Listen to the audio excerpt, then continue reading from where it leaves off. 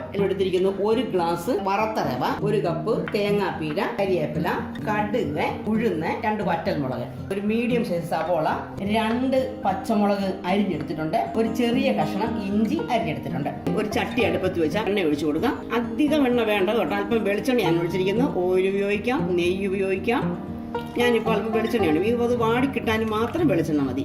നമുക്ക് കടുക് ഇട്ട് കൊടുക്കാം. കടുക് പൊട്ടിയതിന് ശേഷം നമ്മുടെ ഉഴുന്നിട്ട് പൊട്ടിക്കാം. 2 വറ്റൽമുളക് 2ആയിട്ട് പൊട്ടിച്ചിട്ട് കൊടുക്കാം. 2 തണ്ട് കരിവേപ്പില ഇട്ട് കൊടുക്കാം. പച്ചമുളക്, ഇഞ്ചി ഇതിനായി ഇട്ടൊന്ന് വാട്ടാം. മുളക് ഒന്ന് ചുവന്ന് എല്ലാം ഒന്ന് വാടി വന്നിട്ടുണ്ട്. ഇതിലേക്ക് നമുക്ക് അരിഞ്ഞു വെച്ചിരിക്കുന്ന സവോള ഇട്ട് കൊടുക്കാം. സവോള ഒന്ന് വാടി വന്നോട്ടെ. സവോള വാടി വന്നിട്ടുണ്ട്. അതിലേക്ക് നമുക്ക് 1 ഗ്ലാസ് വെള്ളം ഒഴിച്ചു കൊടുക്കാം. 1.5 ഗ്ലാസ് വെള്ളം വേണം. ആദ്യം 1 ഗ്ലാസ് ഒഴിക്കാം. അതിനുശേഷം 1/2 ഗ്ലാസ് വെള്ളം കൂടി എടുക്കാം. നമ്മൾ ഏത് ഗ്ലാസ്സിലാണോ റവ അളന്ന് വെച്ചിരിക്കുന്നത് അതേ ഗ്ലാസ്സിൽ തന്നെ വെള്ളം, 1.5 ഗ്ലാസ് വെള്ളം. ഇനി ഈ വെള്ളത്തിലേക്ക് നമുക്ക് തേങ്ങാപ്പീര ഇട്ട് കൊടുക്കാം. തേങ്ങാപ്പീര ഇല്ലെങ്കിലും ഉപ്പുമാവ് ഉണ്ടാക്കാം. ഇതെല്ലാം രുചിക്ക് വേണ്ടിയാണ്.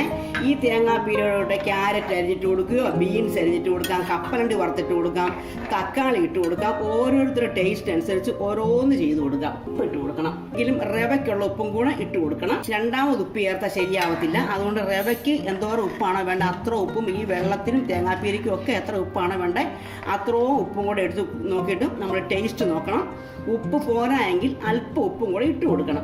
വെള്ളം തിളച്ച് വന്നിട്ടുണ്ട്. തിളച്ച വെള്ളത്തിലേക്ക് കരിവേപ്പില ഉണ്ടെങ്കിൽ ഇതുപോലെ 2 തണ്ട് കരിവേപ്പില ഇട്ട് കൊടുക്കാം. അതിനുശേഷം നമുക്ക് ഈ റവ ഇങ്ങനെ വെതറി കൊടുക്കാം. വെതറി കൊടുക്കുമ്പോൾ തന്നെ ചെറുതായിട്ടൊന്ന് ഇളക്കിക്കോണം. മൂടി വെക്കണം. ഇത് റവ വറുത്ത റവയാണ് ഉപയോഗിച്ചിരിക്കുന്നത്.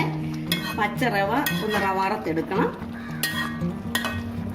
നമുക്ക് റവയൊന്ന് മൂടി വെച്ച് വേവിക്കാം. ഇതിപ്പം ഒരു 1-2 മിനിറ്റ്, 2 മിനിറ്റ് പോലും വെക്കണ്ട. അപ്പൊ തന്നെ ഈ വെള്ളം ഒന്ന് വലിഞ്ഞു വന്നിട്ടുണ്ട്. ആ വലിഞ്ഞു വന്ന വെള്ളത്തെ ഉണ്ട് ഇങ്ങനെ നോക്കുമ്പോൾ വെള്ളമില്ല, ഒട്ടും വെള്ളമില്ലാത്തപ്പം തീ ഓഫ് ചെയ്ത് വീണ്ടും ഇത് മൂടി വെക്കണം. മൂടി വെച്ച് കഴിഞ്ഞ് തണുത്തതിന് ശേഷമേ ഇളക്കാവുള്ളൂ. അപ്പോൾ നല്ല പൊടിയായിട്ട് കിടന്നു. നമ്മുടെ ഉപ്പുമാവ് നന്നായിട്ട് തണുത്ത് വന്നിട്ടുണ്ട്. എന്നാലും ഒരു ചെറു ചൂടുണ്ട്. നമുക്ക് ഇളക്കി കൊടുക്കാം.